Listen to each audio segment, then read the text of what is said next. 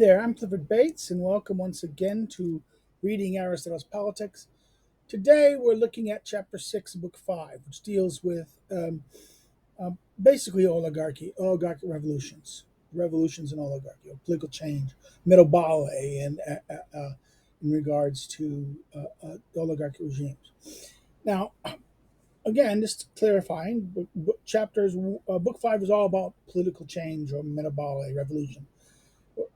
As I said, revolution is the word we often translate as metabole as, but to translate it as metabole is kind of as mere revolution is kind of over exaggerate, because while metabole means literally in physics change, okay, change, okay, revolution is a kind of drastic change, okay. So therefore, all forms of revolution are metabole, but not all metabole are revolutions in this sense.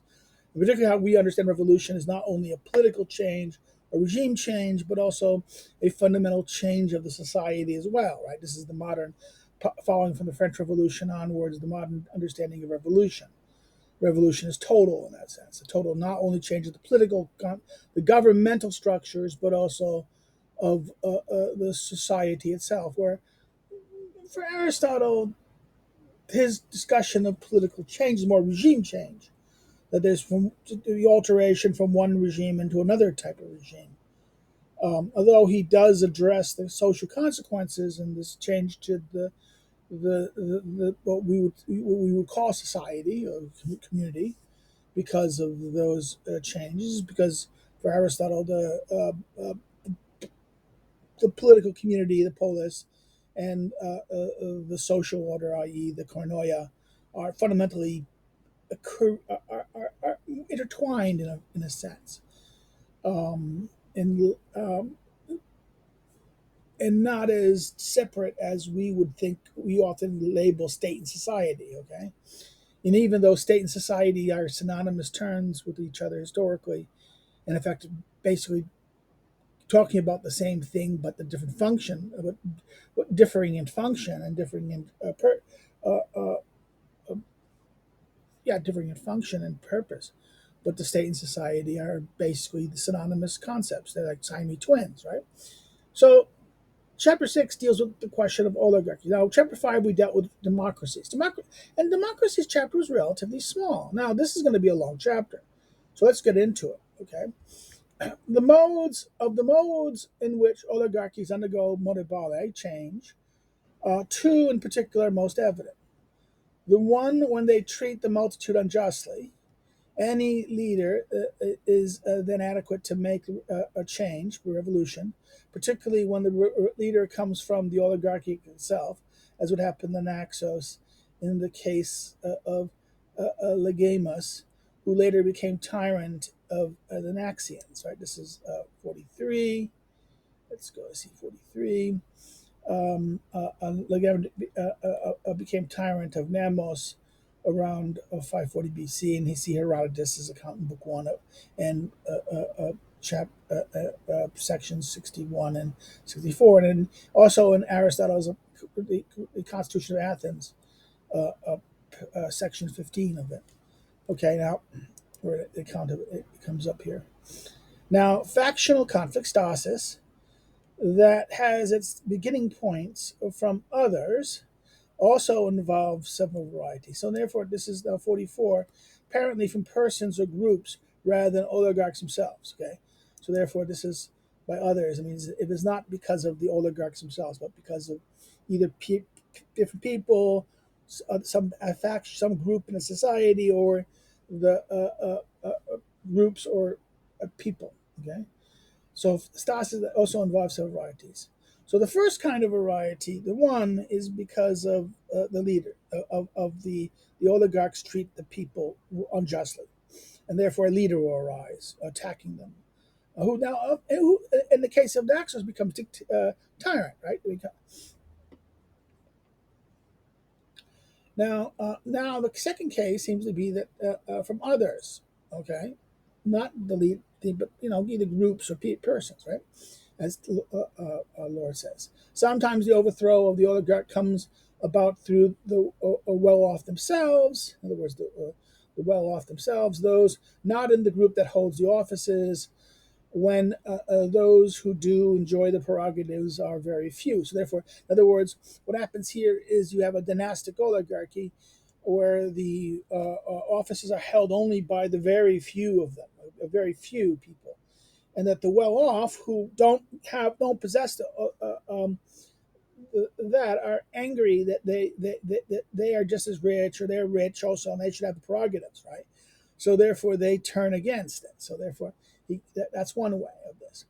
This happened at Massalia, for example, at Istus and at Heraclea and other cities. So therefore, he mentions at least uh, uh, three cities here, three and others, right? So therefore, there's four specific reference examples of this. Is again, this is where you have a very oligarchy is the few, oligarchy rule the few, but it's the rich, i.e., wealth determines this. And that, remember the four types of oligarchy. It's the latter two are kind of dynastic in that sense, where children, a son inherits from father, and only those very few are in the things. And the fourth oligarchy is where the oligarchs, not the law, rules. The law restrains this third kind of oligarchy. So this dynastic oligarchy is one where very few people, very extremely few. That's why the wealthy themselves can resent it, saying, I'm not holding, I don't have the prerogatives. I'm not able to play a role in the ruling of the city, even though I'm just as wealthy and just as I have money too, and I'm wealthy, and I should be treated as equal to those other guys. Okay, so this is how that you can get that out. This is a kind of sense of, wait a minute, it's unjust that that even people who believe that that it's not that everyone should rule, but even in this case, I have this. I'm like you. I merit the same treatment as you do. I'm rich. I'm powerful. Why am I excluded? Okay, this is what he's talking about here. Those who had no share in the offices shortchanged until first the elder brothers could take part. Okay, so the elder brothers could take part, and later the younger as well. Okay, so it's father. In some places, father and son may not hold offices at the same time, and others, an elder and younger brother. So therefore, some oligarchies. This is describing the type of dynastic oligarchies. One is that the son cannot hold office until the father retired or left the scene. Um, um, um, they cannot both hold office, and then one elder brother and younger brother could not hold off. The younger brother could not hold off, but the elder brother held off. So therefore, the result was that the oligarchy of Massalia became more like a regime, a regime called, polity here is translation of politeia. So the politeia, called politeia, is more like a regime at um, Itulus. It ended in the rule of the people. So therefore, this became a regime. Therefore, and this is ended the rule of the people. Politeia, to say politeia is also a rule of the people. Also, it is not. It is usually the rule of the people. In that sense, it's the rule of the many, but it's kind of restrained in some way, right? Where here, that's the rule of people simply. And at Heraclea, it went from being a small number to 600. Um, yeah, 45. Little is known of the internal history of these cities from Massalia, Marseille, see chapter 6,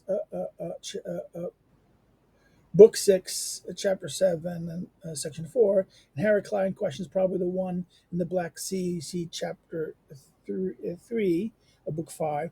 And there's where Istrius is also located. So let's go back. Sorry, I'm going to use water.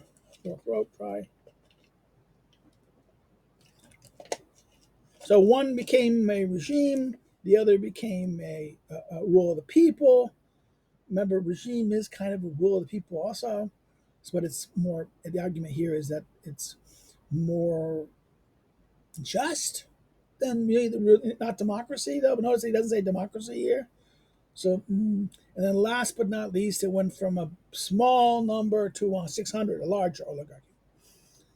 So it went from, like, let's say, from the first, the fourth, or second to the third. A fourth or third to the second, right? Or maybe fourth to the third, right? Depends how you read the third one in book four, chapter five, and book six,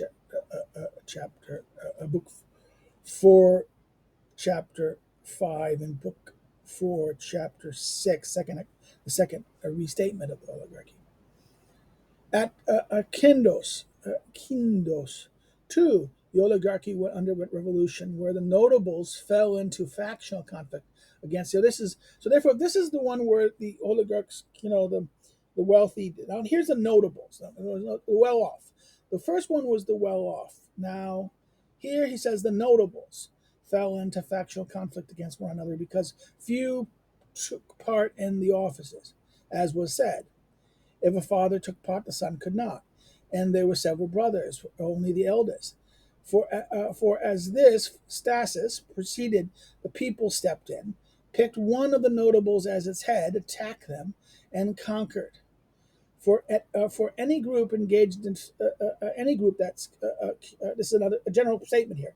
Any group that is engaged in stasis with itself is weak. Okay, so here is nothing is known about this event. This occasion occurred to be referred in book six, chapter 6 and 16.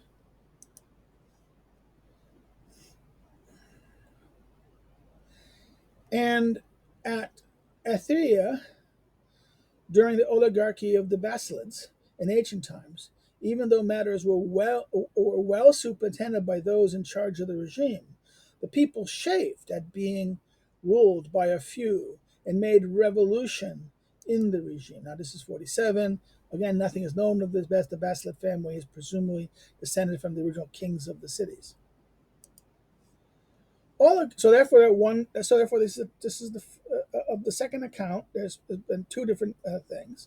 Now he goes. Oligarchies also change from within, in the first place, through the rivalry of those seeking popularity.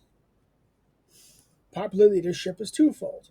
One involves the few themselves, for a popular leader may arise even among the very few, as for the examples of the 30s in Athens. For Callicles and those around him became strong by seeking popularity with the 30, and the Phrynicus and those around him among the 400 in the same manner. Now, this is the range of the 30 tyrants is that at 404 BC, and that of the 400 is 411, right?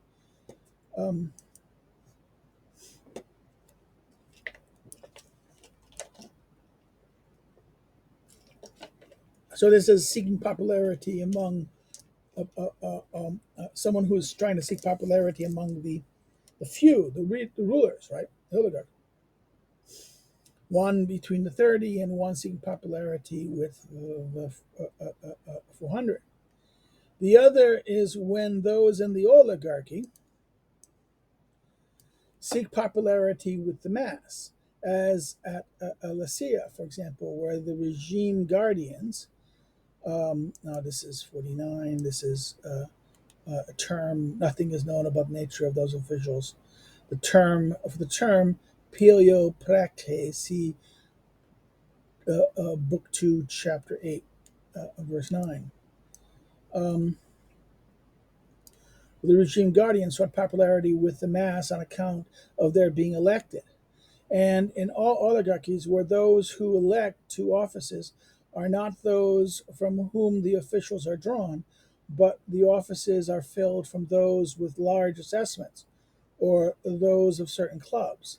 An election is by those having heavy arms, or by the people, which was the case at Id, Id, Ad, Adibitus. Okay, that's a real hard one. Okay, what is it? 15. Again, the regimes based on oligarchic clubs, the herestoi, were set up by the Spartan admiral Lysander after the battle of Aragos beside Plutarch's Lysander. A regime of this sort may have arisen at Oedipus at the time of the revolt from Athens in 411. So therefore, these are the kind of clubs, right? This idea. This also happens wherever the courts are not drawn from the governing body, the plutuma. For in seeking popularity with a view to judicial decisions, they make a change in the regime, as occurred at Heraclida on the Black Sea. 51. Okay, nothing. There's no other event. This is 5, book 5, chapter 3, and 6, 2, in chapter 6. Yeah, chapter 6. Is 6 2? Yeah, maybe 6 2 and 6 3. We'll see.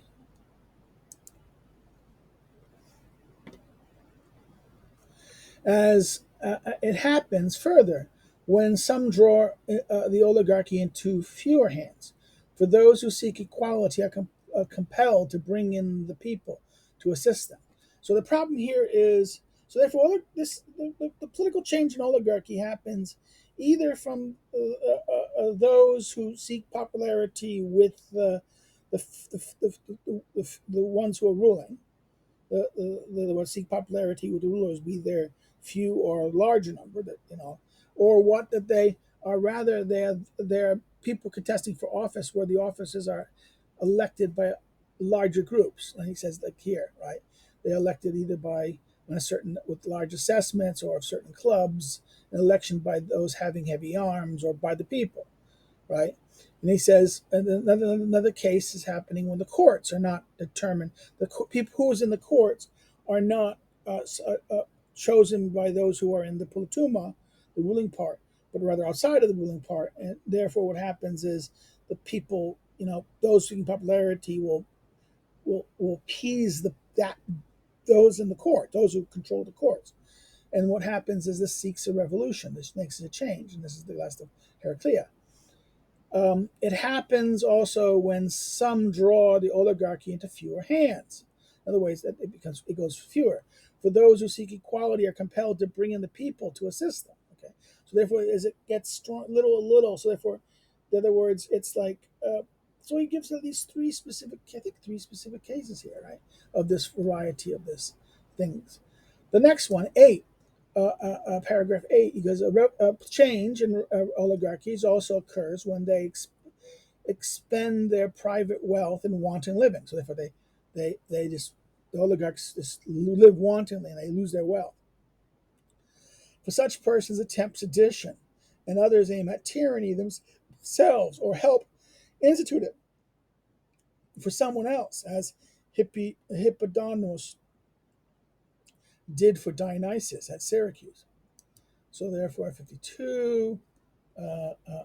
This is Dionysius Silesius' account of what happened at Dionysus. At Amphipolis, someone named Cleotimus brought in the Chaldean settlers, and once they were there, aroused them to factional stasis against the well-off. Again, this is nothing known of this event of Amphipolis, apparently originally set up by Athenians, who remained few in comparison with the inhabitants drawn from the region. Okay, so sometimes then in such persons immediately attempt some change. Sometimes too they steal common funds with the result that either they are themselves or those who resist their stealing initiate stasis against the oligarchs, as what happened in Apollonia and the Black Sea. Again, 55, nothing is known of this event, right? It's 54. What is it? 54 was the. Okay, I skipped something, so sorry, I repeat. Let me go back to 9. At Aegina, this sort of thing was the reason for the one who struck the bargain with Cares to attempt a change in the regime, right? So 54 here is Claudius was the Athenian mercenary commander. An attempted subversion of the Aegean government may have occurred while he was stationed in Corinth. Nothing is known of this incident, though. So therefore, what happens here is that they struck a bargain. In other words, they were upset with this, right? Sometimes such persons immediately attempt some change. Sometimes they steal common funds with the result that either they themselves or those who resist the stealing initiate stasis, as would happen with oligarchs in Apollonia and the Black Sea. And so therefore, this is all these accounts. Now he gives us very interesting things. An oligarchy marked by concord is not easily ruined from within. So an oligarchy that is has conquered, in other words, balanced. It doesn't intimidate the people. It doesn't rule them badly. It doesn't abuse them. It doesn't cheat. It doesn't, it's concord, right? The regime at Federalist is an indication of this. They are few, but they have authority over many because they treat one another finely, beautifully. Now, 56, this is a very interesting thing. Nothing is known of the oligarchy Federalist in Aristotle's time. The city had a recent Hitler factional conflict, and this is discussed in Xenophon's Heraclida, Book 6, and was a political dependency of Macedon after 330. So therefore, this is not much known at Aristotle's time, but before, a little before, it was kind of like, it was not so much really done by Concord, but, he says that it was, right? They are, they had authority over many matters because they treated each other finely. But oligarchies are overthrown as well when they make another oligarchy within the oligarchy. So therefore, this is a danger. Oligarchies are also, so they treat each other stuff like that.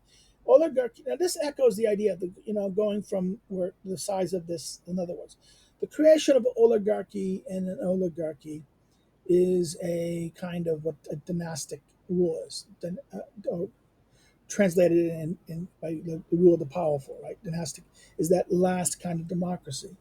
Oligarchy is the last kind of oligarchy, sorry. This is when the governing body as a whole, being few, not all of those few partake in the greatest offices. So it's the few, the ruling part is few, but only another fewer take in the greatest offices.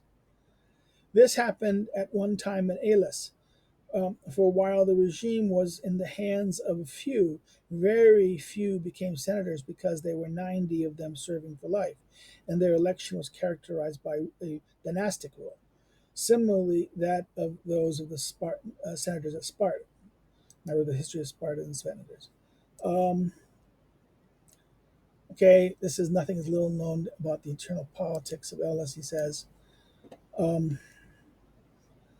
Now, so therefore, this is the danger here. So harmony would do it, but there's a danger. That is what? The first is when you have too few. You get an oligarchy within an oligarchy. And an oligarchy and oligarchy is kind of, like I said, like a dynastic regime. It becomes a dynastic oligarchy where even though there may be many people may be, some very wealthy people may still be in the plutuma, governing body. They might be eligible, but then they don't get picked or don't hold office. Only fewer ever actually hold the highest offices, and they do so dynastically, in that sense that it's not really that these people are excluded from rule. This leads to a problem. A revolution in a change, or in oligarchies, can occur both in peace and in war. They occur in war when the oligarchs are compelled to use mercenaries on account of their distrust of the people. If these are handed to a single person in command, he often becomes tyrant, as was the case that Timophanes in Corinth. So again, Timophanes made himself Corinth a tyrant during the war with Argos. He was subsequently killed by his brother Timolon. This is, Plutarch's, I think, of Timolon. If two several, these set up a regime of the powerful dynastic oligarchy. If there were several, if if there are several of these, right, they set up a regime of the powerful for themselves. So in other words, you either have one, you bring oligarch, you bring mercenaries in, mercenary if he's all the mercenaries commanded by one, he becomes the tyrant.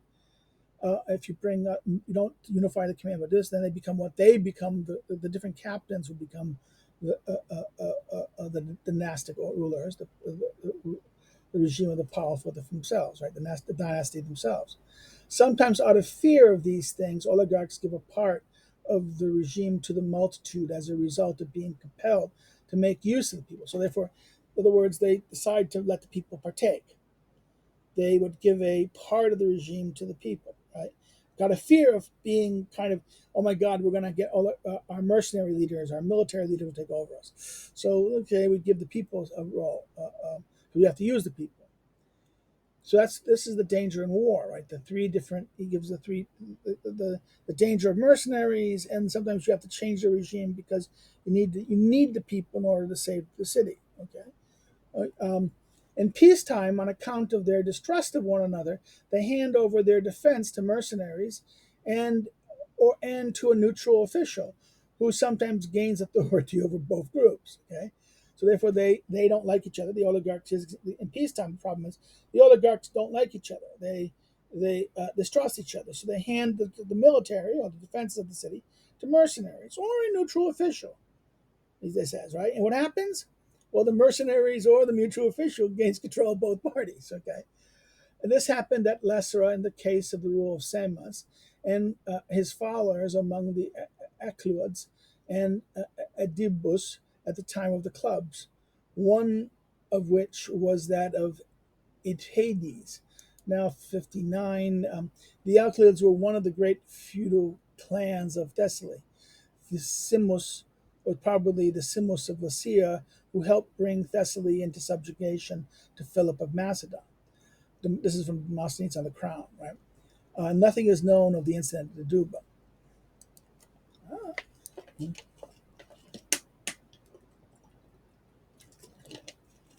So if that's one way factional conflict can happen, right? Because war and peace, they don't either they need they're dependent upon mercenaries, and the mercenaries take either the one is the one if everything's commanded by one or they're divided, they take charge, and in or they give to the people. Then in peacetime, what happens is they don't trust themselves. They give something they give it to the mercenary commanders or independent third party, and they get in charge. 14 now.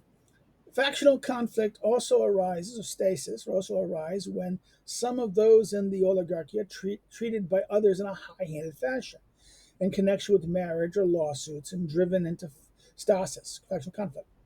Now, this is small things.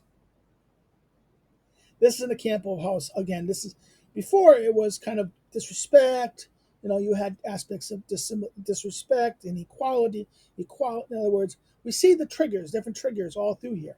Now we see small things.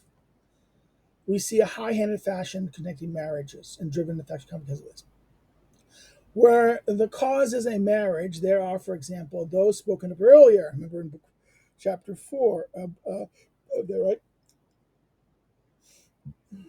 As well as the oligarchies of the cavalrymen of Etria, which Diogenes threw when he was done an injustice concerning a marriage.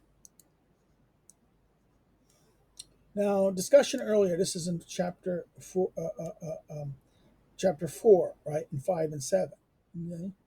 If we want to go back to there, we can go look at it. But I would go. Okay, no, nothing else is known about the overthrow of Atrian. See the Athenian Constitution, section 15.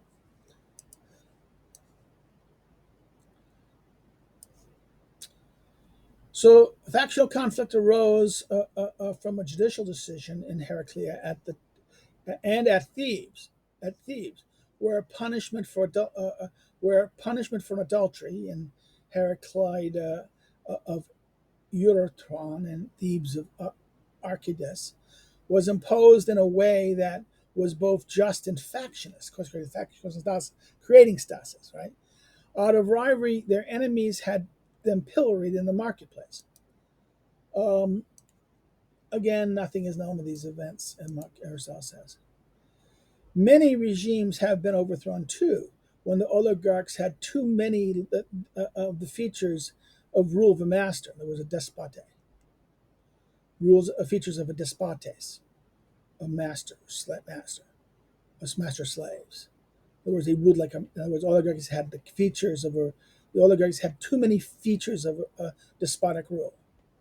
That they were ruling people like slaves, rather than free people, or by those in the regime who were resentful.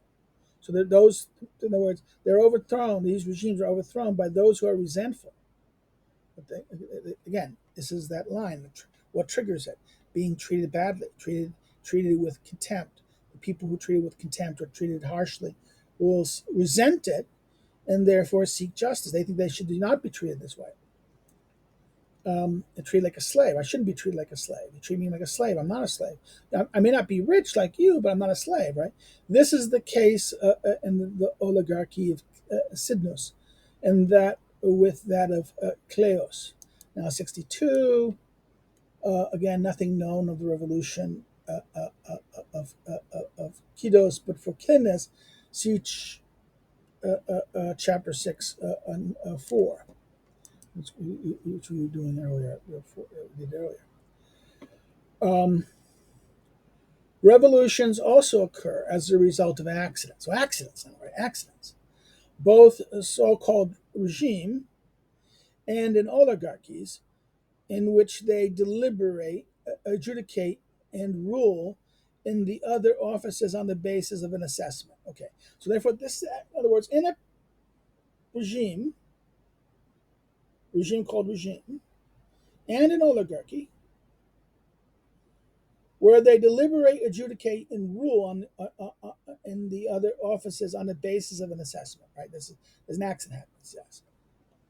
For frequently, the assessment is arranged first with a view to the existing circumstances, so that few will share in the oligarchy or middling persons in the regime, the politeia.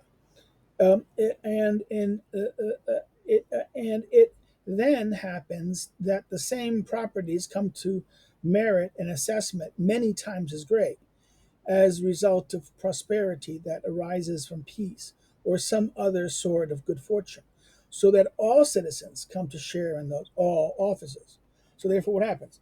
It's based on an assessment, basic this, but then times change, and all of a sudden the properties are very much more worth more because of peace and prosperity. And what happens? Well, people who were not eligible now become eligible to hold offices, and therefore this causes a change in the regime. Sometimes, and you can see this happen in a lot of things. This is what happened in America in many senses. As this as as people who all of a sudden found themselves in 1960s, 50s, and 60s and properties very rich, desire to live bigger. And now what happened was the expectation is they could live bigger. And now what happens? The economy then reversed, and now people can't live like their parents did. Okay, that's another thing. This is why regimes can happen, change. The circumstances change. Therefore, the rule that you set up for it now doesn't apply anymore and doesn't produce the same result, right? So sometimes change or revolution happens gradually and overlooked, but sometimes it happens quickly. So therefore, these things can either happen like unintentionally and it's overlooked. You don't notice it, or sometimes it happens so quickly. Like now he says, oligarchies undergo change and factional conflict then through causes of this sort. Democracies and all that. Now he ends it. He ends this here like this. Democracies and oligarchy generally sometimes undergo alteration, not into opposing sorts of regimes, but into those of the same type. From democracies and oligarchies of the sort that are under law into the sort where the ruling element is wholly authoritative. and from the latter into the former. So they can, in other words, he says that they can also go change from within this varieties. It goes from the farmer democracy or the limited democracy to the more populist urban democracy, which I mean he'll say those he wouldn't use these terms in book 4. He'll talk about this more in book 6. But or particularly from one where the law rules and when the law doesn't rule in democracy. The last democracy was tyrannical, right? And from a oligarchy where there's minimal assessments and then it's tighter assessments and then very tight and almost establishes a dynastic rule, and then there's no, and then the dynasty rules without dynastic order rules without even following the law. So therefore, it can become tighter or loose. In other words, it can become the regime in the oligarchy can become tighter and more oligarchy, and the democratic can be more and more democratic, or it can go the opposite direction. Okay, this is how. So doesn't it only go between? He says revolutions occur in these democracies, oligarchy, not only between each other, they can, but within each other. Okay, and this is how. Now this is very interesting. He ends it here. He ends the discussion of oligarchy and democracy here. And why doesn't he? Is it now? The question is, why doesn't he wait to bring the summary here? Is this not also true in the remaining regimes, in aristocracy and in uh, so-called aristocracy and polity as well? So that's another thing that we have to end here with a kind of odd thing. Well, let's stop here. This is a long chapter. We read through it. If you've liked what you've heard, like it. But please put any comments or questions. Please put them there. I'll respond to them when I see them. This has been a very interesting chapter in that sense of changes. How we looked at the way the oligarchies change and how they work like this. Um, um, if you've liked it, like it. If you share on your social media, share it with a friend. Um, hit the like button. If you didn't like it, you can say like, don't like it either, but say what's wrong and give them some criticism, please. It'd be nice of you to do that. If you haven't subscribed, you want to get these subscribed, you want to encourage others to subscribe, please do so. I'm trying to grow the channel a little bit. I should do more. Um, if you want to follow me on social media, you can follow me below. The links are below. If you want to help and contribute, you can do so by either doing Subscribe Star, Patreon. I put them there.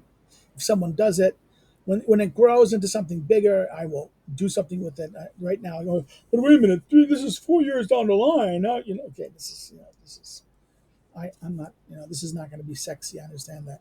Another way you can help is buy my book, uh, um, a notebook for Aristotle's politics. This is one of this is my recent book from 2022 that I made to help as a student guide. It's kind of like a Cliff's Notes on the politics, the whole politics. It is designed to be kind of like a study guide, a guide through the politics. It's not a commentary. It offers charts and mechanisms to help you navigate the text and try to grasp the text. It's very useful. It has also some bibliography that help you write your papers. You can figure out some useful literature that's maybe there for that. Again, this is from a friend of mine that I used. I mentioned who it is. I asked him if I could use it for this. I designed this for students. This is designed for students of politics, so it's worth doing. And if you buy it through, okay, you can buy it through Amazon. Okay, they ship it, but I don't. Amazon gets a profit from it.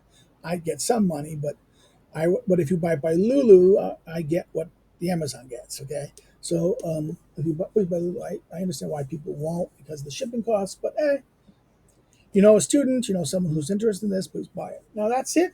Um, we will turn next to aristocracies. You'll talk about aristocracies and chapter 7.